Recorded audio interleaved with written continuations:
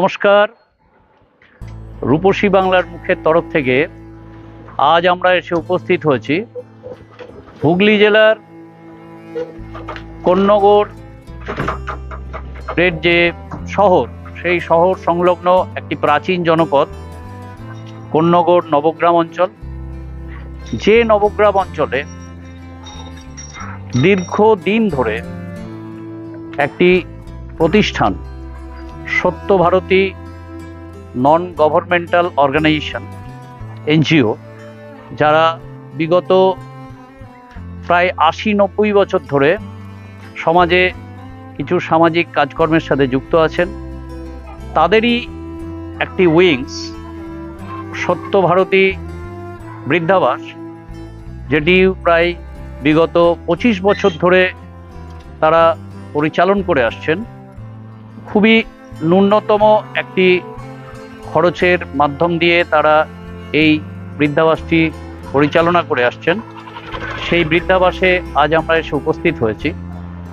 এই বৃদ্ধাবাসটি সম্পূর্ণভাবে মায়েদের জন্য উৎসর্গকৃত, অর্থাৎ এখানে যারা থাকেন শুধুমাত্র বৃদ্ধারাই এখানে থাকতে পারবেন।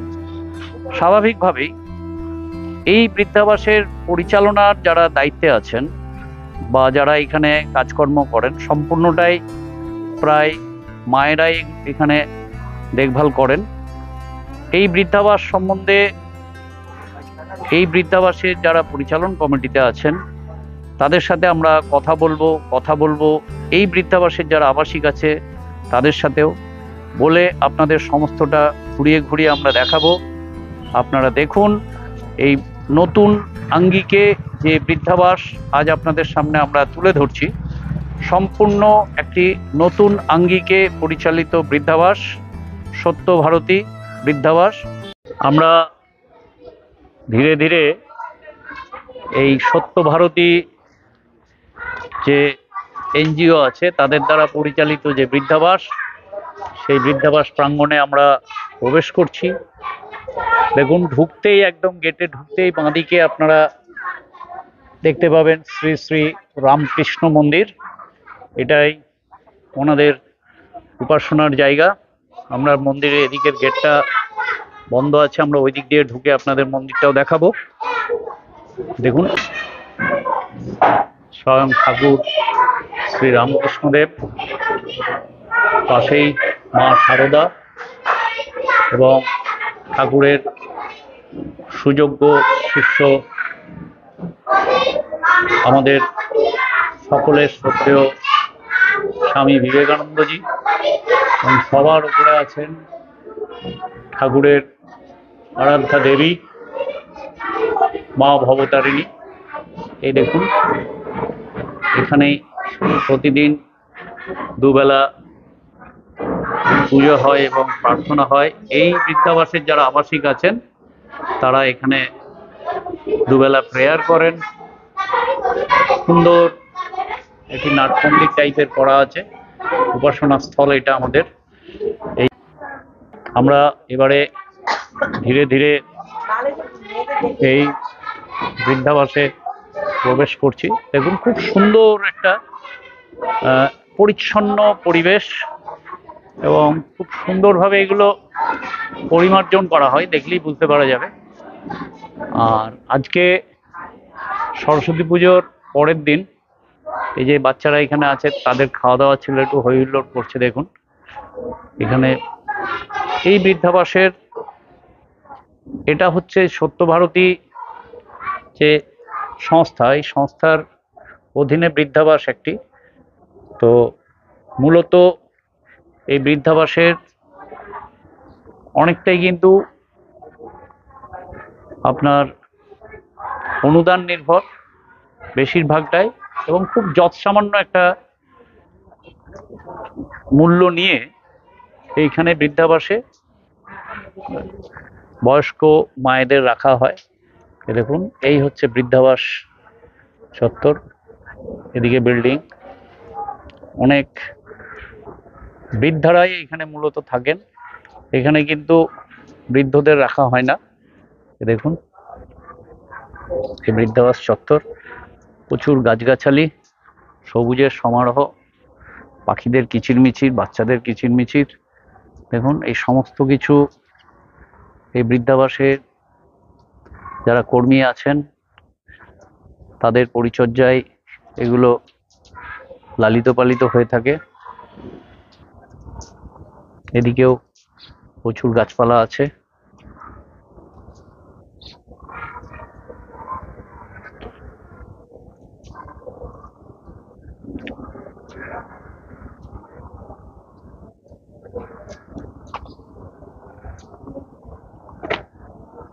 ওখানে একটা গান্ধীজির আবক্ষ মূর্তি ওখানে রাখা আছে।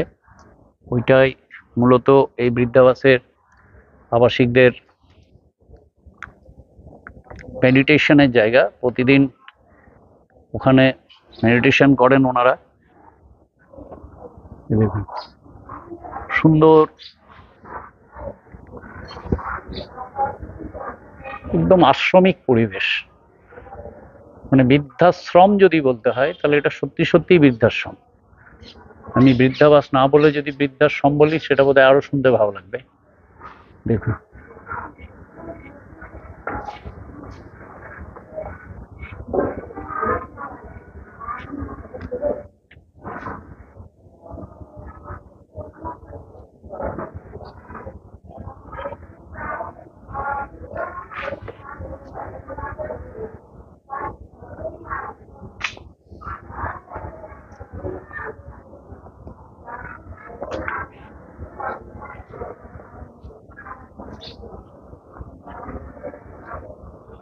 সমস্ত বৃদ্ধাবাসটা আপনারা আমি 360 ডিগ্রিতে ঘুরিয়ে পরিদর্শন করালাম।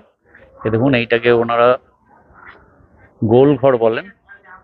এখানে ওনারা প্রতিদিন মেডিটেশন করেন। আর এইখানে বৃদ্ধাবাসে যে রুমগুলো আছে মায়েরা বিশ্রাম করছেন বলে আমি ভেতরে খুব একটা ঢুকতে পারছি না, বাইরে থেকে আপনাদের দেখাচ্ছি।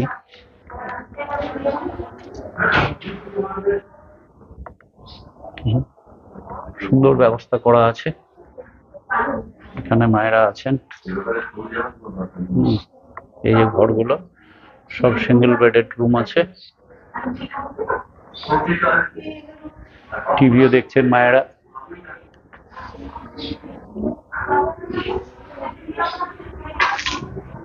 সবকিছু আছে।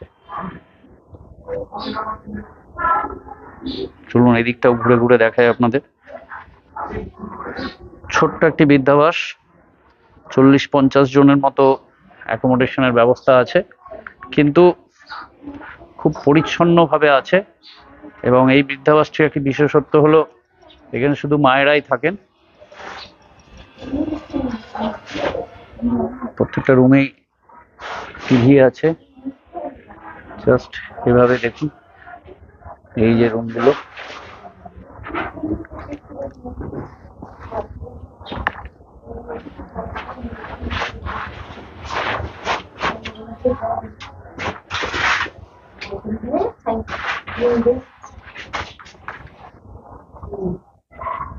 সব রুম আছে, সব সিঙ্গেল রুম অ্যাকোমোডেশন আছে। যতটুকু প্রয়োজন সেটুকু ওনারা প্রোভাইড করেছেন, বাকিটা নিজেরা করে নিয়েছেন বাড়ির মতো করে। দোতলায় ওঠার সিঁড়ি, দোতলাতেও বৃদ্ধাবাস আছে, এদিকেও রুম আছে অনেক। খুব নিট অ্যান্ড ক্লিন, পরিষ্কার পরিচ্ছন্ন। দেখুন প্রত্যেকটা রুম আছে এদিকে। আমি আর বেশি যাব না এদিকটায়, মায়েরা আছেন এদিকে। দিকটা দোতলায় আছে, দোতলাটা এদিকে আছে।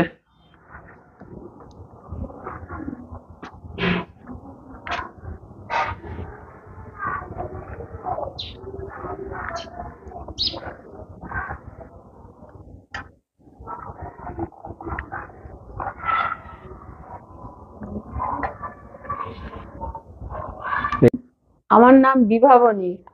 আমার এখন 70 চলছে। এখানে এসছি আমি অক্টোবরের 15 তারিখ। 4 মাস হলো। ভালোই লাগছে এখানে। এখানে মেয়েরাও আছে, মেয়েদের সাথেও কথাবার্তা হয়, সমস্ত বয়স্ক লোকদের সাথেও কথাবার্তা হয়। খুবই আনন্দের মধ্যেই আছি, ভালো লাগছে এখানে। মানে বাড়ির পরিবেশেই আছে? হ্যাঁ, বাড়ির থেকেও ভালো আছি, কারণ বাড়িতে তো একা। বাড়িতে হ্যাঁ, বাড়িতে একা। হ্যাঁ, মেয়ে আছে বাইরে পুনাতে থাকে, ছেলে থাকে রাঁচিতে। কাজে একা বাড়িতে ভালো লাগে না বলে এখানে চলে এসেছি। সবার লোকে মেলামেশা করে আনন্দেই আছি। সমবয়স্ক মানুষ পেয়েছেন, সমমনস্ক মানুষজন হ্যাঁ, পেয়েছেন। তারপরে মেয়েরাও তো দিদা দিদা করে ডাকে, ভালো লাগে। এখানে ভালোই আছি। রামকৃষ্ণদেবের হ্যাঁ, মন্দির আছে। মন্দিরে সকালে হ্যাঁ ঠাকুরের নাম হয়, সন্ধ্যার সময় হ্যাঁ প্রার্থনা হয়। এসব করেই সময় কেটে যায়। সময় কেটে যায়। আর সন্ধ্যেবেলাটা? সন্ধ্যাবেলা আমরা এখানে একটা মেডিটেশন করি, প্রাণের চিকিৎসা। এখানে আমরা ঘন্টা 2 মতো করি। ওখানে মেডিটেশন? হ্যাঁ, এতে সময় চলে যায় আমাদের। এসব করেই দিনটা শেষ হয়ে যায়, আবার পরের দিনের প্রস্তুতি। ঠিক আছে দিদি। হ্যাঁ, আপনি এখানে কতদিন আছেন? আমার প্রায় 6 বছর হতে চললো। 6 বছর। আপনি 6 বছর এখানে আছেন, তাই তো? আপনার নাম? গায়ত্রী তালুকদার। আপনার এখানে 6 বছর কেমন লাগছে? কেমন ভাবে আছেন? এমনি তো সবই ভালো আছে আমাদের এখানে, খুব আনন্দেই আছে। একজন আমাদের রানুদি বলে একজন আসছেন, আমাদের অনেক কিছু অনুষ্ঠান হতো, সেইটা এখন উনি আসেন না বলে ওই গোলঘরে। তারপর সেই একটু আমরা সময় তো এক সময় কাটছে না। আর একটা জিনিস আমরা করছি, ওই প্রাণী হিলিং আমাদের একজন শিখিয়ে দিয়ে গেছে, এসেছিল, সেইগুলো আমরা বিকেলে করি নিজেরা। প্রাণায়ামের মতো? হ্যাঁ। আর মেডিটেশন করেন, ধ্যান করেন? না, সব রকম হয়। ওই ওই নতুন হয়েছে কি মাস্টার চুয়া কুকসুই, আচ্ছা। তার লেখা বই থেকে ওই আমাদের এসেছিল একজনরা, তার শিখিয়ে দিয়ে গেছে ব্যায়াম করা, শরীরের অংশগুলো, যেগুলো সমস্ত অংশগুলো পরিষ্কার করা, এইসব। আর এভাবেই সময় কাটছে আপনাদের? হ্যাঁ, এবার কিন্তু আমাদের ঠাকুর দেখতে নিয়ে যায়, পিকনিক হতো, নাটক হতো, অনেক কিছু হতো, কিন্তু ওইগুলো আসেন না বলে ওইগুলো ঠাকুর দেখতে নিয়ে যায়। ঠাকুর প্রত্যেক বছর। হ্যাঁ, ঘুরতে টুরতে মাঝে মধ্যে? ওই তো বললাম, পিকনিকে গেছি, আমাদের গেম খেলাধুলো হয়েছে। ঠাকুর দেখতে যাই প্রত্যেক বছরই 2 দিন করে। মানসিক ভাবে আপনারা সুস্থ আছেন? হ্যাঁ, মানসিক ভাবে। শারীরিক ভাবেও সুস্থ আছেন? ঠিক আছে, এবং নিজেদেরকে ভালো রাখার জন্য নিজেরাই চেষ্টা করে যাচ্ছেন, তাই তো? আর যদি বেশি বড় বাড়াবাড়ি কিছু হয় তাহলে বাড়ির লোকেরা খবর দিয়ে দেয়। হ্যাঁ, এমনি তো বাড়ির লোকজন তো যোগাযোগ করে, আসে? হ্যাঁ, সে তো আমার মেয়ে প্রায় 2 দিন অন্তর অন্তরই আসে। ঠিক আছে, আপনাকে ধন্যবাদ। আচ্ছা, আপনার নাম কি? পল্লবিকা ভট্টাচার্য। আচ্ছা, আপনি কতদিন এখানে আছেন? আমি 3.5 বছর ধরে আছি। 3.5 বছর ধরে আছেন? হ্যাঁ। এখানে ভালো লাগছে থাকতে? হ্যাঁ, ভালো লাগছে, পরিবেশটাও ভালো, এখানকার যারা দিদিরা দাদারা তারা সবাই, তাদের ব্যবহারও ভালো। ব্যবহার ভালো, প্রচুর খাওয়া- সহযোগিতা করেন? হ্যাঁ, সহযোগিতা করে। খাওয়া দাওয়া ভালো? খাওয়া দাওয়া আছে। আচ্ছা, বাড়ি কোথায় ছিল আপনার? বাড়ি ছিল আমার, যদি বলেন তাহলে বাংলাদেশ, না না, আর এখানে এখানে কলকাতায় ছিল। কলকাতায়। সারা জীবন কি একাই কাটালেন নাকি হ্যাঁ, একাই কাটালাম। সংসার ছিল? না না, সংসার টংসার করিনি। আচ্ছা আচ্ছা, আপনি একাই থাকতেন, হুম। চাকরি করতেন? হুম। আচ্ছা, এখন এখানেই? এখন এখানেই আছি বর্তমানে, এখন এটাই বাড়ি বলতে গেলে। এটাই আপনার বাড়ি? হুম। অবশ্যই। এখানে সবার সাথে মিলেমিশে বেশ হ্যাঁ, সবার সাথেই। তখন একা ছিলাম, একার একরকম কষ্ট দুঃখ বুঝতে পারলাম। এখন এদের সবার সাথে যখন মিলেমিশে রয়েছি, তখন মনে হয় যে না, আমারটাই থেকেও আরো অনেক কষ্ট অনেকেই আছে। অতএব তখন মনে হয় আমার দুঃখটা ভাগ করে নিলে ওরা সত্যি, এটা আমার তখন আর দুঃখটা অতটা মনে হয় না। না। আমার নাম কৃষ্ণা শীল। আমি আমাদের এই সত্যভারতী এনজিওর সাথে অনেকদিন ধরে যুক্ত। আমাদের একটা বৃদ্ধাশ্রম আছে, এটা আমাদের প্রাইভেট, তাছাড়া আমাদের অনেক ইউনিট আছে। তা আমাদের এই বৃদ্ধাশ্রমে খুবই ন্যূনতম অ্যামাউন্টে বৃদ্ধাদের রাখা হয়। এবং যথেষ্ট যতটা পারা যায় আমরা চেষ্টা করি তাদের সব রকম পরিষেবা দিতে। খাওয়া দাওয়ার যাতে কোনো অসুবিধে না হয়, থাকার জলের কোনো যাতে অসুবিধা, আমাদের অল টাইম জল আছে, সবসময় জল পাওয়া যাবে। খাওয়ারও খুব একটা অসুবিধা এখানে নেই, বৃদ্ধাদের মতন মতন আমরা খাওয়া দাওয়ার ব্যবস্থা করি। আর তারা যাতে সুস্থ থাকেন তার জন্য আমাদের সপ্তাহে 2 দিন ডাক্তার আসেন তাদের বৃদ্ধাদের চেক আপ করার জন্য। হেলথ সেন্টার থেকে আসেন, ওনারা এসে বৃদ্ধাদের চেক আপ করান। ওনারা প্রেশার বেড়েছে কিনা, সুগারের কোনো ওষুধ আছে কি সব দেখে ওষুধও দিয়ে যান তারা। এইভাবে আমাদের তাদের স্বাস্থ্যেরও খেয়াল রাখা হয়। তবে হ্যাঁ, যদি কোনো সার্জারির ব্যাপার হয় বা হসপিটালাইজড হতে হয় তখন তাদের আমাদের বাড়ির লোককে খবর দিতে হয়, এবং তাই বাড়ির লোক যদি আসতেও দেরি করে আমরা ইমিডিয়েট তাদেরকে হসপিটালাইজ করে দিই, তারপর বাড়ির লোক এসে দায়িত্ব নিয়ে নেয়। এইভাবেই আমাদের পরিষেবাটা চলে বৃদ্ধাশ্রমে। যথেষ্ট ভালো আছেন এবং বৃদ্ধাশ্রমে যাতে মন ভালো থাকে তার জন্য আমাদের চারিদিকে গাছ টাছ বসানো হয়। আমাদের এই যেখানে আমি বসে আছি এখানে ওনাদের মেডিটেশন করানো হয় যাতে ওনারা ভালো থাকেন, সুস্থ থাকেন। এই মেডিটেশনের ব্যবস্থাও একজন এসে করে দিয়ে গেছেন এবং সেটাই ওরা রেগুলারলি এখানে করে যান ওনারা। নমস্কার, আমি ত্রিদীপ কুমার চট্টোপাধ্যায় নবগ্রাম সত্যভারতী থেকে বলছি। সত্যভারতী একটি সামাজিক প্রতিষ্ঠান, সমাজের শিশু এবং নারী কল্যাণের জন্যই মূলত কাজ করে থাকি। আমরা সামাজিক বিভিন্ন রকম কাজ করছি, তার মধ্যে যেটা উল্লেখযোগ্য, যেটা তার আগে আমি একটু বলে নিই সত্যভারতীর ব্যাপারটা। সত্যভারতী প্রতিষ্ঠানটা 1945 সালে কলকাতার গোয়াবাগান বস্তিতে স্থাপিত হয় এবং সেইখানে কিছু যুবক তারা স্বপ্ন দেখেছিলেন যে কিছু সামাজিক কাজ করবেন এবং তারা সেই আশা নিয়ে তারা কাজে ব্রতী হয়েছিলেন। সেইখানে শুরু হলো তাদের বস্তি সাফাই। সেগুলো সামাজিক প্রতিষ্ঠান বলুন বা বেসরকারি যারা প্রাইভেটলি করে, এই বৃদ্ধাবাসের একটা বিরাট ডিমান্ড এই সমাজে। এটা সামাজিক একটা অবক্ষয় বলবো। আমরা মনে প্রাণে কেউ চাই না যে এরকম বৃদ্ধাবাস তৈরি হোক, কিন্তু পট পরিবর্তন হয়েছে, সমাজের পরিবর্তন হয়েছে, মানুষের মনের পরিবর্তন হয়েছে, নানান কারণেই আজকে এই বৃদ্ধাবাসের প্রয়োজনীয়তা দেখা দিয়েছে। তা আমাদের এই সত্যভারতী নবগ্রাম কোন্নগর কেন্দ্রেও আমাদের বৃদ্ধাবাস চলছে। বর্তমানে এখানে আবাসিকার সংখ্যা 40 জন এবং সবই মহিলা, কারণ আমরা মহিলাদের নিয়েই কাজ করি এবং ছোট শিশুদের নিয়ে কাজ করি। তাই আমাদের এখানে পুরুষদের ব্যবস্থা কিছু নেই, মহিলাদের নিয়ে আমরা এখন 40 জন মহিলা আমাদের এখানে আছেন। এবং আমার সরকারি যেই অনুদান পাই খুবই যৎসামান্য, এবং আমরা প্রত্যেক যারা এখানে আবাসিকা আছেন তাদের কাছ থেকে প্রতি মাসে আমরা 5,000 টাকা করে নিই এবং এককালীন একটা ডোনেশন আমরা নিই যেটা নন রিফান্ডেবল, সেটা হচ্ছে 20,000 টাকা। এটা উনি লাইফ লং থাকবেন, ওই 20,000 টাকা দিয়ে তাকে এন্ট্রি নিতে হবে। তারপর প্রতি মাসে 5,000 টাকা করে থাকা এবং খাওয়া। যেটা বুঝতেই পারছেন যে এটা সামাজিক প্রতিষ্ঠান, সোশ্যাল অর্গানাইজেশন, যার জন্য আমরা এই মিনিমাম একটা 5,000 টাকার বিনিময়ে একজন মানুষকে একটা সিঙ্গেল রুম দিয়েছি এবং তার দুবেলার খাওয়া, চা জল খাওয়া, এই 4 বারের খাওয়ার দাওয়ার ব্যবস্থা আমরা এই সামান্য সীমিত টাকার মধ্যে করতে পারছি। করেন যে আপনারা এখানে কেমন আছেন, তখন তারা খুব উৎফুল্ল হয়ে, খুব হেসে, খুব আনন্দ করে বলেন যে আমরা এখানে খুব ভালো আছি। তখন আবার কেউ কেউ প্রশ্ন জিজ্ঞাসা করা হয় যে আপনারা বাড়িতে যেতে ইচ্ছে করে না? আমরা খুব তখন গর্বিত হই, আমরা আনন্দিত হই যে হয়তো আমরা পরিষেবা এমন জায়গায় দিতে পারছি যে তারা তখন বলেন যে না, আমরা আর কেউ বাড়ি ফিরে যেতে চাই না, এখানে আমরা স্বর্গসুখে আছি, যে আনন্দে আছি আমরা এখান থেকে আর কোথাও যেতে চাই না। এবং তাদের এন্টারটেনমেন্টের জন্য আমাদের ওখানে একটা গোল ঘর আছে যেটাকে আমরা বলি গান্ধী ঘর। সেখানে তাদেরকে নিয়ে আমরা সপ্তাহে 3 দিন বসি।